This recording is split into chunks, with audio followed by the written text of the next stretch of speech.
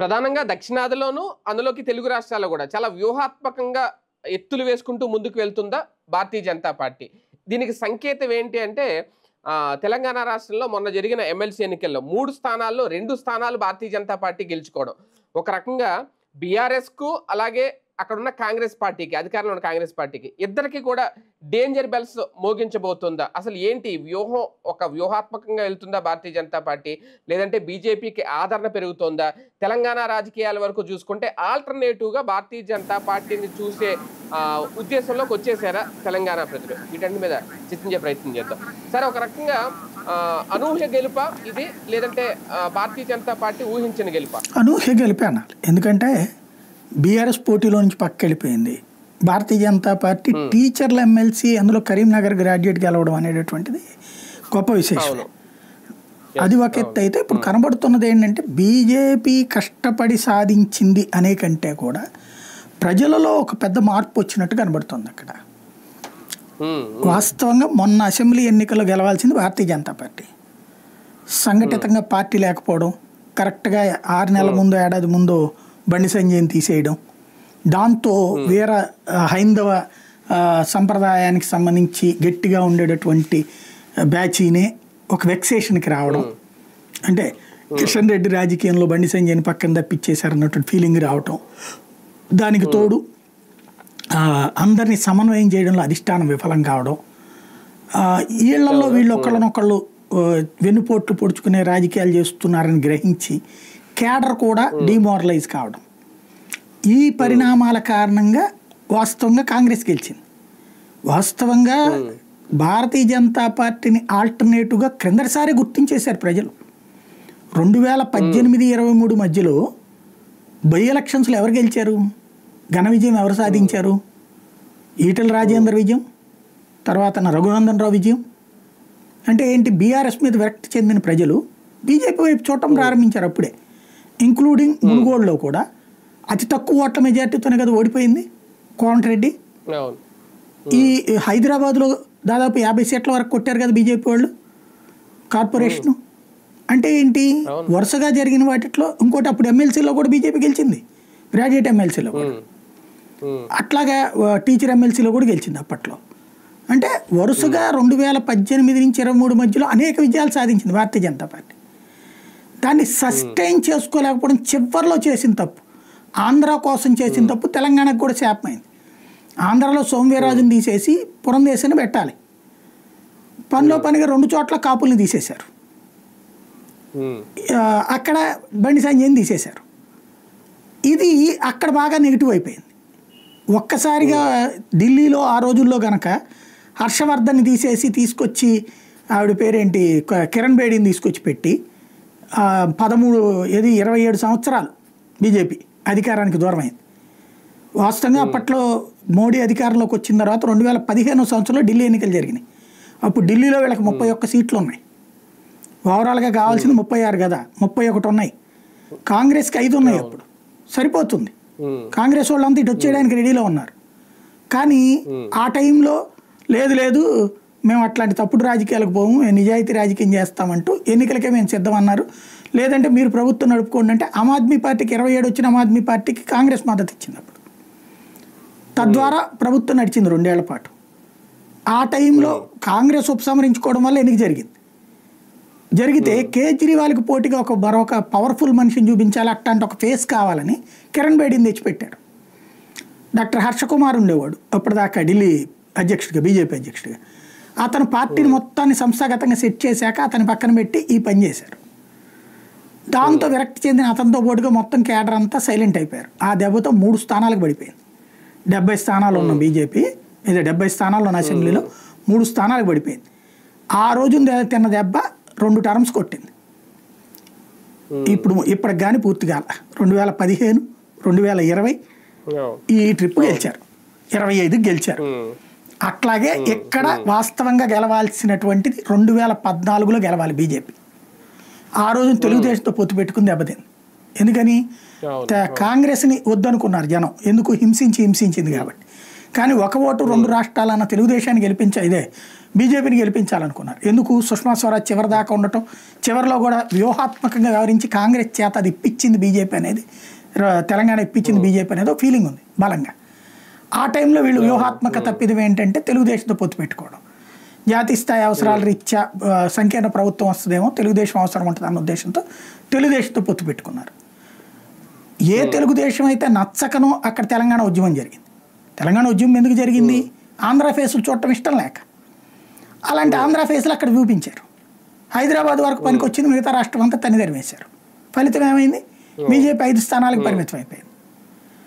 ఆ రోజున పొత్తు ఇంపాక్ట్ 18 దాకా పనిచేసింది. 18లో కూడా బీజేపీని దెబ్బతీసింది. 2014లో చేసిన తప్పు ఇప్పటిదాకా వెంటాడుతూనే ఉంది బీజేపీకి. ఢిల్లీలో ఆనాడు చేసిన తప్పు, 15లో చేసిన తప్పు 25 దాకా దాన్ని అధికారంలోకి రానియకుండా చేస్తే, 14లో బీజేపీ చేసిన తప్పు ఇప్పటిదాకా వెంటాడింది. ఇప్పుడైనా మళ్ళీ తిక్క పనులు చేయకుండా బాధ్యతగా మాట్లాడుతూ నాయకులందరూ సమన్వయం చేసుకుంటే, ఎవరికాళ్ళు మేమే తోపులు అని కాకుండా, Etela Rajender powerful leader, DK Aruna powerful leader, అట్లాగే Vishweshwar Reddy powerful leader, Kishan Reddy powerful leader, Bandi Sanjay powerful leader, అందరూ పవర్ఫుల్లే. అన్ని పవర్స్ కలిస్తే శక్తి అవుతుంది. తాడు మనకి చెప్తారు, తాడు ఒక తాడుగా ఉంటే గనక ఇరగొట్టచ్చు, చించేయచ్చు. అదే 10 తాళ్ళు కలిసి పేనితే అది లాగడం సాధ్యం కాదు, ఎవరికి ఎరగొట్టడం సాధ్యం కాదు. ఇప్పుడు అలాగా వీళ్ళందరూ కలిసి అరమరికలు లేకుండా పని చేసుకోవాలి.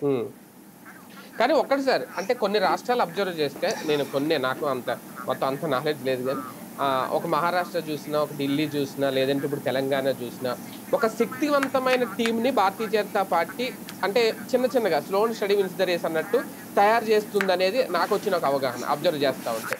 అది డబుల్ ఇంజన్ సర్కారు అనే ఒక నినాదం తీసుకురావడం వల్ల అది సాధ్యమవుతుందా, లేదంటే ఒక ఆల్టర్నేటివ్ ఇప్పుడున్న పార్టీలను చూసి, లేదంటే కాంగ్రెస్ పార్టీ మీద విసిగిపోయి ఒక ఆల్టర్నేటివ్ కోరుకుంటుంటే జనాల అది రెడీ అవుతుంది? కర్ణుడి చావుకు 100 కారణాలు. అట్లాగే రాజకీయాలలో గెలుపుకైనా ఓటమికైనా ఒక కారణం ఉండదు, 100 కారణాలు ఉంటాయి.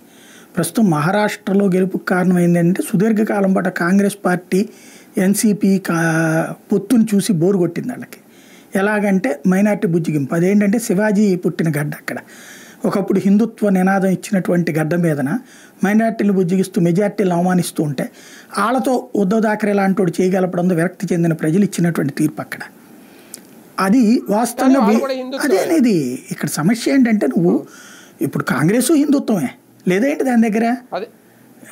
కానీ కాంగ్రెస్ ని వీటితో పోల్చుకుంటే హిందుత్వం ఒక సెక్యులర్ గా చూస్తా, సెక్యులర్ పార్టీ అండి నా బాగుంది. ఇంకా అందులో బేసిక్ గా ఏదర్ హిందూ పాజిటివ్. అదే సెక్యులరిజం అంటే ఏంటి? హిందువులు ద్వేషించడమా? కాదు కదా. సెక్యులరిజంకి అర్థం ఏంటి? పరిపాలనలో మత ప్రమేయం లేని రాజ్యం. అంటే అయ్యా నువ్వు ఈ మతం వాడి కాబట్టి నీకు ఈ హక్కు ఉంటుంది, ఈ మతం వాడి కాబట్టి నీకు ఈ హక్కు లేదు అని చెప్పకూడదు అన్నది రాజ్యాంగం చెప్తుంది సెక్యులర్ అంటే. కానీ మరి వీళ్ళు ఈ మతం కాబట్టి నీకు వక్ఫ్ ఏ హక్కు అయినా ఉంటుంది, అదే దేవాదేశ హక్కు లేదు అంటే మత ప్రాతిపదికన రాజ్యాన్ని నడిపినోడు ఎవడు? అట్లాగే ముస్లింలకి సంబంధించి, క్రైస్తవులకు సంబంధించి స్కూల్స్ నడుపుకోవచ్చు, వాళ్ళ మతబోధన చేసుకోవచ్చు, వాళ్ళ బైబిల్ చెప్పచ్చు, వాళ్ళ ఖురాన్ చెప్పచ్చు. హిందువులు భగవద్గీత చెప్పకూడదు, లేదా హిందూ మతం ఆధారంగా స్కూళ్ళు నడపకూడదు. ఇది ఎవరు తీసుకొచ్చారు? కాంగ్రెసే కదా. అంటే అట్లాంటి దిక్కుమాలినటువంటిది నేరేషన్. రాజ్యాంగం ప్రకారమే పరిపాలనలో మత ప్రమేయం లేదన్నప్పుడు నువ్వు పరిపాలనలో ఇక్కడ మత ప్రమేయం చేసావు కదా. ముస్లిం కాబట్టి అతనికి ఒక చట్టం ఇచ్చారు. అదేంటి మరి బౌద్ధులకు చట్టం ఎందుకు లేదు? పార్సీలకు ఉందో చట్టం ఎందుకు లేదు? జైనులకు చట్టం ఎందుకు లేదు? వాళ్ళందరూ హిందూ చట్టం కిందకు వస్తారా? ఎలా? వివాహ సంప్రదాయాలు డిఫరెంటేగా.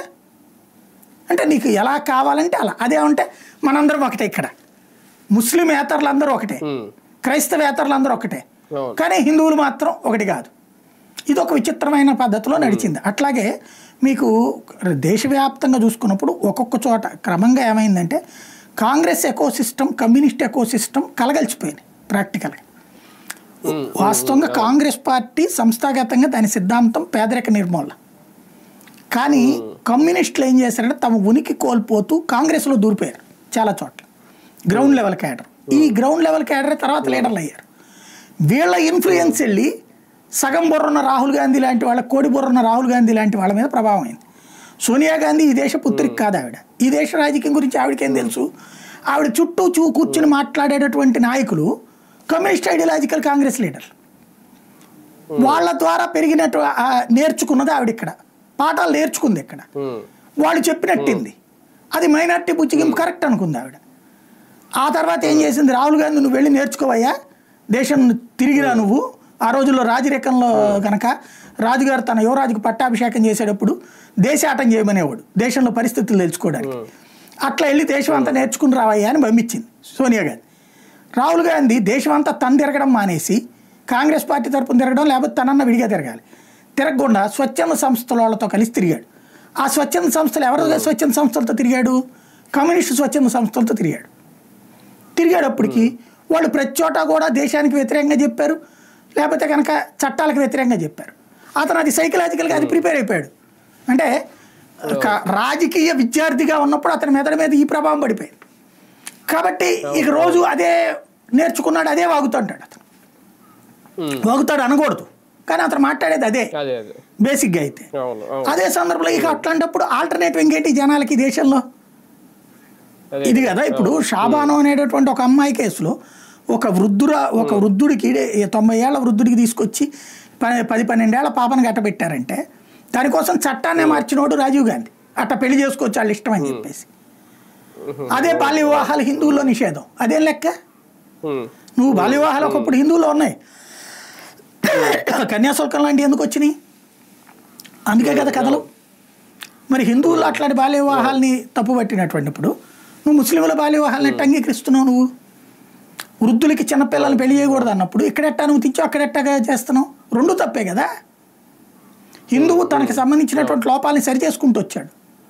మిగతా మతాలకు సంబంధించి అట్లాంటి లోపాలు సరిచేయనీయకుండా వాళ్ళకి అది హక్కు కింద కల్పిస్తూ వచ్చింది రాజీవ్ గాంధీ. ఇవాళ చూస్తే క్రమంగా ఏమవుతుందంటే ప్రజా చైతన్యం పెరిగింది, అంటే విరక్తి వచ్చేసింది జనంలో.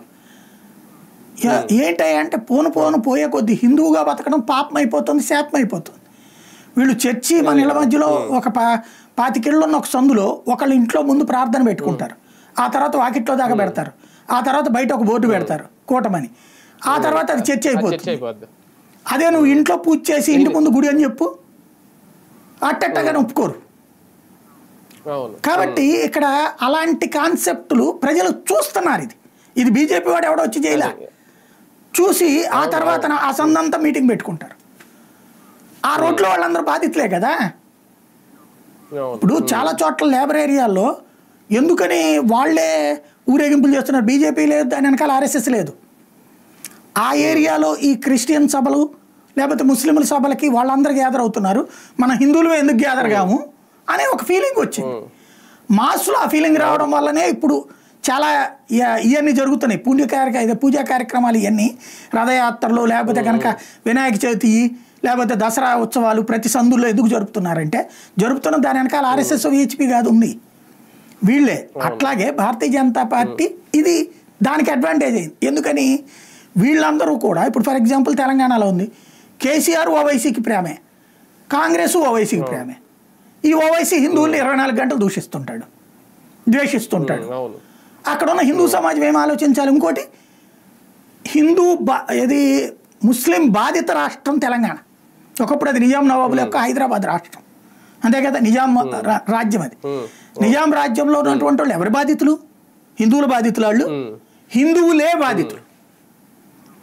ఎందుకని? నువ్వు బతుకమ్మ ఆడాలంటే నగ్నంగా ఆడు మా ఎదురుగుండా, లేకపోతే నువ్వు నీ పూజ చేయాలంటే నా దగ్గరకు వచ్చి పర్మిషన్ తీసుకో, నీ చదువు నువ్వు చదువుకోవడానికి లేదు, ఉర్దూ మీడియంలో చదువు, లేకపోతే నువ్వు ఇక్కడ చదువుకోవడానికి లేదంటే కదా ఆంధ్రాకి వచ్చి చదువుకుంది తెలంగాణ వాళ్ళు ఆ రోజుల్లో. అంటే ఏంటిది? అంతా ఎన్ని సంవత్సరాల వివక్ష? అది ఎన్ని దశాబ్దాల వివక్ష? ప్రాణాలు తీయబడ్డయ్యే ఎవరి చేత? ప్రజాకారుల చేతనా, నిజాం నవాబుల చేతనా? మరి వాళ్ళని గొప్పోళ్ళ కిందన వాళ్లే లేకపోతే అసలు హైదరాబాదే లేదని చెప్తుంటే ఏమనాలి అప్పుడు? అక్కడ ప్రజలు ఏం చూడాలి? అది కేసీఆర్ అసలు తెలంగాణ ఉద్యమం తెచ్చిందే అందుకు. చివరికి అదే కేసీఆర్ వాళ్ళకి సరెండర్ అయ్యాడు. ఆ రోజున కేసీఆర్ ఓవైసీకి తాబేదారు అని చెప్పిన వాళ్ళు ఇవాళ వీళ్ళు ఓవైసీకి తాబేదారులు అవుతున్నారు. ఇంకా మరి తెలంగాణ సమాజానికి ఏంటి ఆల్టర్నేటివ్? వాస్తవంగా అందువల్ల బీజేపీ ఎదుగుతోంది అక్కడ. ఎందుకని? ఒక భయంసాలో జరుగుతున్న సంఘటనలు, లేకపోతే ఒక గుళ్ళ దగ్గర జరుగుతున్నటువంటి సంఘటనలు, ఆ సందర్భంలో ప్రభుత్వాలు ప్రవర్తిస్తున్నటువంటి తీరు, పోలీసులు ప్రవర్తిస్తున్నటువంటి తీరు, హిందూ సమాజాన్ని ఒక చులకనగా, హిందూ సమాజం అంటే కేసులు తన్నులు తినేది మనమే, దాడి చేయించుకునేది మనమే, కానీ కేసులు పెట్టించుకునేది మనమే. ఇది ఎక్కడ విచిత్రమైనటువంటి ధోరణి? అంటే ఒకటి మీరు అన్ని పాయింట్లు హిందూ సమాజం ఏకమవుతుంది, భారతీయ జనతా పార్టీ సపోర్ట్ పెరుగుతుంది అన్నది ఒకటి. రెండోది రాజకీయ కోణంలో చూసుకుంటే తెలంగాణలో ఈ 2 ఎమ్మెల్సీ స్థానాల్లో దాదాపుగా ఒక 42 ఎన్నో అసెంబ్లీ నియోజకవర్గాల్లో ప్రభావం చూపించింది ఈ ఎన్నిక అనేది, ఒక 6 లోక్సభ నియోజకవర్గాలు. ఇది కాంగ్రెస్కో బీఆర్ఎస్కో ఒక డేంజర్ బెల్స్ ఇచ్చినట్టేనా, లేదంటే ఎమ్మెల్సీ ఎన్నికలు కదా మనం అలా చూడలేము? లేదు, ఇద్దరికి చాలా పెద్ద డేంజర్ బెల్స్ ఇచ్చింది. ఎందుకంటే బీఆర్ఎస్ ఏంటంటే మిగతా 2 గ్రాడ్యుయేట్ కరీంనగర్ ఇప్పుడు బీజేపీ గెలిచిన సీట్లది కాదు, కానీ ఇప్పుడు ఇంకోళ్ళు ఇండిపెండెంట్ గెలిచారు కదా, ఇదే సంఘం వాళ్ళు పీటీయూ ఎవరు గెలిచారు కదా, పీఆర్టీయూ గెలిచినటువంటిది అనుకుంటుంది. అక్కడ యాక్చువల్గా 3rd ప్లేస్లో వచ్చిన బీఎస్పీకి బీఆర్ఎస్ వాళ్ళు సపోర్ట్ చేశారు. నేను చాలా వరకు ఫేస్బుక్ గ్రూపుల్లో అబ్జర్వ్ చేశాను. టీఆర్ఎస్ వాళ్ళందరూ కూడా అతనికి సపోర్ట్ చేసుకొచ్చారు, బీఎస్పీ క్యాండిడేట్కి. అంటే వాళ్ళు పైకి డైరెక్ట్గా అధికారికంగా చేయకపోయినా అనధికారికంగా అతని పేరు బాగా హైలైట్ చేశారు బీఎస్పీ క్యాండిడేట్. కానీ వాళ్ళు 3rd ప్లేస్ వచ్చారు. అదే సందులో స్వయంగా రేవంత్ రెడ్డి ముఖ్యమంత్రి వెళ్ళి 3 చోట్ల, ఆంధ్రలో కూడా చూడండి మీరు, చంద్రబాబు కానీ పవన్ కళ్యాణ్ కానీ లోకేష్ కానీ ఎక్కడన్నా ఫీల్డ్లో తిరిగారా? జస్ట్ వాళ్ళ కార్యకర్తల మీటింగుల్లో చెప్పారంతే. తిరిగారు. అంత తిరిగిన తర్వాత ఇంత దారుణ పరాజయం కదా. ఆయన హామీలు ఇచ్చారు, ఆయన తరపు నేను చేస్తానని చెప్పుకోవచ్చు. కాబట్టి అది కాంగ్రెస్ పార్టీకి అతి పెద్ద షాకింగ్ పరిణామం. వాళ్ళు చాలా ప్రతిష్టాత్మక రకంగా భారతీయ జనతా పార్టీకి హింట్ ఇస్తున్నారు పబ్లిక్, అరే నాయన మీరు అందరూ జాగ్రత్తగా కలిసి ఉండంటారా, మిమ్మల్ని మేము గెలిపిస్తామని. ఎప్పటికైనా వీళ్ళు అది చేయగలగాలి. సార్ ఒకటి ఫైనల్గా, అంటే తెలుగు రాష్ట్రం కాబట్టి నేను కంపేర్ చేస్తున్నాను, భారతీయ జనతా పార్టీలో తెలంగాణలో కనిపించిన ఆ టీం వర్క్ అనేది ఆంధ్రప్రదేశ్లో ఎందుకు కనిపిస్తుంది? అంటే అక్కడ తెలుగుదేశం నుంచి విడిపడిపోయి వాళ్ళు సొంతగా ఎదిగారు, ఇక్కడ తెలుగుదేశంతో కలిసి బ్రతుకుతున్నారు, అంతే సింపుల్ తేడా, ఇంకేం లేదు. అంటే ఇక్కడ కూటమిలో ఉన్నారు, అక్కడ సింగిల్ గా ఉన్నారు. కూటమిగా ఉన్నంతసేపు నీ బలం అనేది నీవు బలహీనపరుచుకుంటున్నావు. ఓకే, కూటమిగా ఉన్నప్పుడు నీ సొంతగా ఎదగాలి కదా. ఇంకోటి ఏమైపోయింది, కూటమిలో ఉన్నటువంటి వాళ్ళలో 100కి 90 మంది తెలుగుదేశం సింపథైజర్సే బీజేపీ తరఫున గెలిచారు, ఎమ్మెల్యేలు కానీ ఎంపీలు కానీ. అంటే ప్లాన్ బి ప్లాన్ సి టైప్లో బి టీమ్గా గెలిచారు వీళ్ళు. లేకపోతే చూడండి, ఇప్పుడు నేను అక్కడేదో వీరభద్రస్వామికి సంబంధించి ఊరేగింపు మీద దాడి జరిగింది, పారువేట ఉత్సవం మీద దాడి జరిగితే ఒక్కళ్ళు ఖండించలేదండి బీజేపీ వాళ్ళు. అంటే వీళ్ళకి అసలు హిందువులు పట్టట్లేదా? ఇది హిందుత్వ పార్టీనేనా అది? చివరికి ఆవిడ పురంధేశ్వరి గారు నిన్న మాట్లాడారు, నేను ఏదో ఒక స్టేట్మెంట్ ఇచ్చారు, దాని మీద చర్య తీసుకోవాలి. కానీ జోక్ ఏంటో తెలుసా, వీళ్ళ పుట్టుకు కారణమైనటువంటి ఆర్ఎస్ఎస్ విశ్వ హిందూ పరిషత్తుల్ని ఎఫ్ఐఆర్లో పెట్టారు, సంస్థలని హెచ్పి పెట్టారు, సంస్థల పేరు పెట్టారు.